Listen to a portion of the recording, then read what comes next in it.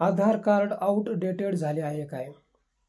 आधार card निर्माण करण्याचे कारण अनेक प्रमाणपत्र मिळविणे, त्यांच्या झेरॉक्स कॉपींचा खर्च कमी व्हावा म्हणून एकाच प्रमाणपत्रात व ते सर्व योजनांसाठी सर्व पुराव्यांना जोडणे बंधनकारक केले. जन्मतारीख, रहिवासी पत्ता, पॅन कार्ड व बँक नंबरला जोडलेले तसेच मोबाईल व फोन नंबर सुद्धा जोडलेले आहेत. त्यामुळे आता नागरिकत्वासाठी दुसऱ्या कोणत्या प्रमाणपत्राची गरज आवश्यक झाली आहे.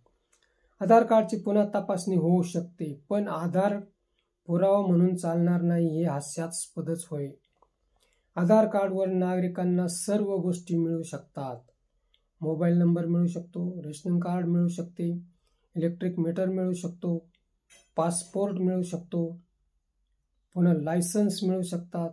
शेतकऱ्यांच्या सातबाऱ्याला सुद्धा आधार नंबर जोडलेला बंधनकारक केले आहे.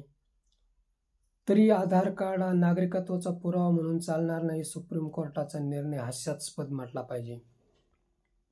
सुप्रीम कोर्टाने या गोष्टीचा साकल्याने विचार करावा आणि नागरिकांची होणारी परवड थांबवण्यासाठी तो निर्णय मागे घेतला जावा. मित्रो, हा व्हिडिओ कसा वाटला ते कमेंट बॉक्समध्ये सांगा व ॲक्शन मराठी चॅनलला सबस्क्राईब करा.